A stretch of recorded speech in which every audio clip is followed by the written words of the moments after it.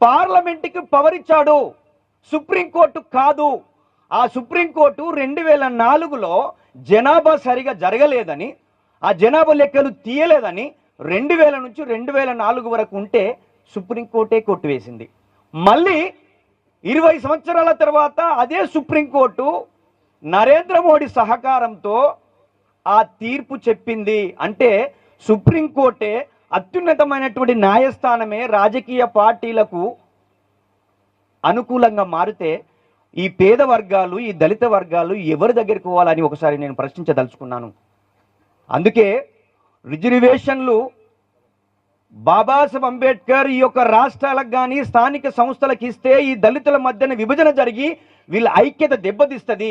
వీళ్ళు విద్య, ఉద్యోగ, ఆర్థిక, రాజకీయ రంగంలో బలోపేతం కావాలంటే 59 కులాలున్న ఈ యొక్క తెలంగాణలో వాళ్ళందరిని అభివృద్ధి చేయాలని చెప్పాడు.